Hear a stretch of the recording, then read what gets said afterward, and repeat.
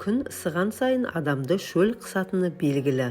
Салқын су бойыңды салқындатқанымен ыстық шайдың орны бөлек. Дәл біз секілді шайхұмар ұлт жоқ шығар сірә. Әсіресе жазда терлеп тепшіп шай ішуді әдетке айналдырып жібереміз. Бірақ шайды көп мөлшерде ішу денсаулыққа зиян. Дегенмен шайдың уақыты кетіп қалса, басы ауыратындар да бар. Негізінен шай адамның бойын сергітіп, бір ішкеннен көңілді жадыратып жіберетін, шөлді басатын сусын.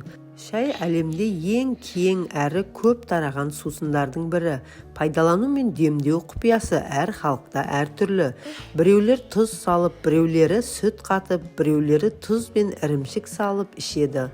Оны дұрыс демдеп, мөлшерімен ішу денсаулығыңызға оң әсерін тигізеді. Әлем халықтарының көпшілігі көк шай ішеді. Адам ағзасына пайдалы сусын. Көк шай обыр дертінің алдын алып, дертті жояды. Үнемі ішетін адамдар асқазан, бауыр, обыр түрлі дертке шипа болады. Зиянды холестеринді азайтып, қан қысымын да тұрақтандырады. Көк шай қандағы қант диабетінің мөлшерін азайтады. Шай шөлді қандырып, сергітіп, ас қорытуды жақсартып, көңіл күйді көтереді. Шай ішкенде қара шайдың адамды сергітіп, жүрек соғысын жиілетіп, ал көк шайдың қан қысымын төмендеткенін байқаймыз. Және өтпен несеп айдайтын қасиеті бар. Шайды асықпай 2 минут үзілістен аздап ішу керек. Сонда ағзаңызға үлкен пайдасын тигізеді. Шайды асығып аптығып ішсе, дұрыс қорытылмай, шөлді қандырмай асқазанды бұзады. Шайды қай кезде ішкен дұрыс? Дәрігерлердің кеңесі бойынша шайды оңды-солды іше беруге болмайды. Мөлшерінен көп ішілген шай ағзаға өте зиян. Бірінші, аш қарынға салқын шай ішуге болмайды. Себебі ол өт пен асқазанға үлкен зиянын тигізіп, бүкіл ағзаны тітіркендіреді. Ал керісінше жылы шай ішсеңіз бойды сергітіп, ұйқыны ашып, шаршағанды ашып, санаңызды сейілтеді. Екінші, тамақ алдында шайды ішпеу керек, өйткені шай сілекейді қышқылдандырып, тағамның дәмін сездірмей қояды. Ондайда ас қорыту қызметі бірден бұзылады. Тамақтан кейін, тамақ асқазанда қорытылып болғаннан кейін 1 сағат өткен соң шайды ішкен дұрыс. Шайдың шөлі сол кезде, сонда асқазан қабылдайды. Тамақтан соң бірден шай ішпеу керек, себебі шайдың құрамындағы танин, протеин және темірдің қатқылдануы тағам сіңімділігін төмендетіп жібереді. Төртінші, кез келген дәріні шаймен іше салуға болмайды. Себебі шай тағам сияқты дәріні де сіңдірмей қояды.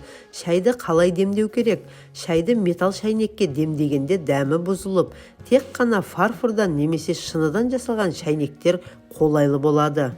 Шайнекті алдымен 1 рет ыстық сумен шайып, мөлшерімен шай салған соң 5 минуттай тұндырып, сосын үстінен еселеп құю керек. Шайды салып қайнатпаған дұрыс, дәмі бұзылып кетеді. Жүрек ауруы бар адамдарға шайды жылы суға салып, суын төгіп, содан кейін барып демдеп ішкен пайдалы болады. Шайды сақтау, шай өзіне дымқыл мен иісті тез сіңдіріп алатындықтан, оны құрғақ жерде сақтаған дұрыс. Күннің көзінде тұрған шай өзінің пайдалы элементтерін жоғалтады. Ішкен кезде білінбей, қорытылып болған соң білінеді. Сондықтан қараңғы және құрғақ жерде ұстау керек. Шайдың құрамында танин, кофеин, теобромин, эфир майы, витаминдер, соның ішінде П, С, В, В2, ПП, пигмент, тағы басқа заттар болады. Шай шөлді басады. Көздің көруін жақсартады, жүйке жүйесіне әсер етеді, қан тамырларын кеңейтеді, бүйрек қызметін жақсартады, еңбек қабілеттілігі мен ой қызметін арттырады. Алайда дәрігерлердің пікірінше шай ішуге құмар болуға болмайды. Ең алдымен шайды өте ыстық қылып ішетіндерге айтарымыз, ыстық шай жұтқыншағыңыз бен асқазаныңызға кері әсер етеді. Үнемі ыстық шай ішетіндер ағзаны зақымдап алуы мүмкін. Мамандар шайдың ыстықтығын 50 градустан аспаған жөн екенін айтады, ал одан температурасы жоғары болса, асқазанда қандай да бір дерттің болуына жол ашады. Шайдың тағы бір зиянды тұсы ұйқысыздыққа шалдыққандар кешкілік шайды ішуге болмайды. Себебі шайдың құрамында кофеин мен хош иісті заттар ұйқыны қашырады. Қою қара ыстық шай ішіп шөлді басқыңыз келсе мархабат, ал оны біз айтқандай өз әдебімен пайдалансаңыз денсаулығыңызға жағымды әсері де бар. Шай ішсең көңілің жай деп халық бекер айтпаса керекті.